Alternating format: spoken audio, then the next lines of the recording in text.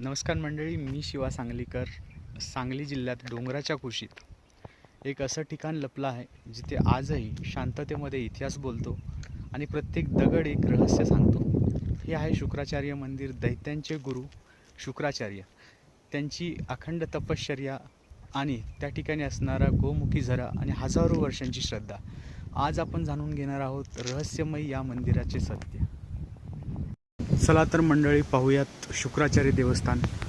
हे देवस्थान पळशी गावाजवळील आटपाडी खानापूरच्या डोंगरामध्ये वसलेलं हे मंदिर पहिल्याच प्रवासामध्ये आपलं मन जिंकून घेतं. रस्त्याच्या दोन्ही बाजूला हिरवाई, थंड वारा हळूहळू तुम्हाला एका वेगळ्याच जगात घेऊन जातं.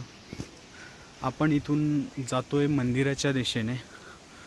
थोड्याच वेळामध्ये आपण ह्या प्राचीनकालीन मंदिरामध्ये प्रवेश करतोय. मंडळी, फायनली आपण पोहोचलो आहोत या मंदिराच्या परिसरामध्ये. सर्वात प्रथम आपण जाणून घेऊयात की ह्या मंदिराच्या पाठीमागचा इतिहास काय आहे. हिंदू पुराणामध्ये शुक्राचार्यांना दैत्याचं गुरु म्हटलं जातं.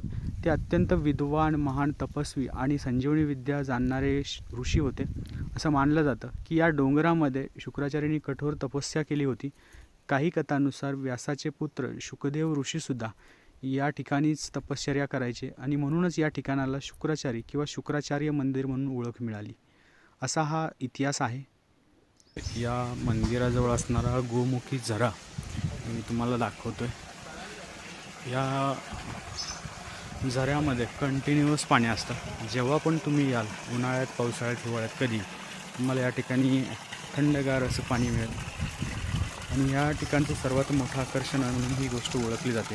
उन्हाळ्यातही या झऱ्यातून पाणी वाहत राहतं. स्थानिकांच्या मते हे पाणी पवित्र मानलं जातं आणि अनेक भाविक भक्त इथे मन शांतीसाठी येतात.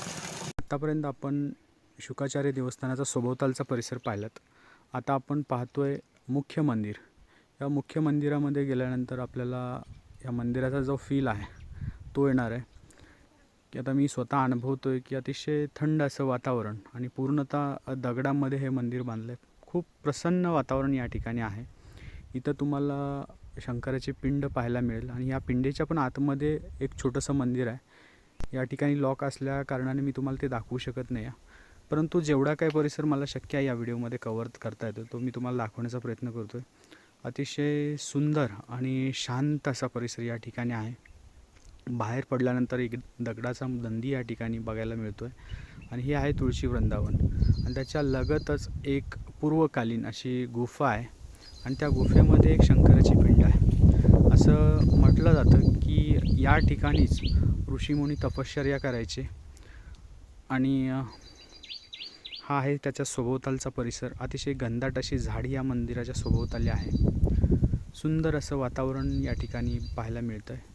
मित्रांनो, आपण आपला व्लॉग कंप्लीट करतो आहे शुक्राचार्य मंदिराचा आणि व्लॉग कंप्लीट करून आपण निघतो आहे घराच्या दिशेने.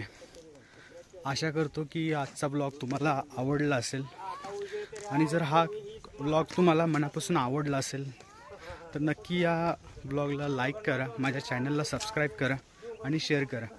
आणि अशाच इंटरेस्टिंग व्हिडिओसाठी माझ्याशी जोडून राहा. धन्यवाद. जय महाराष्ट्र.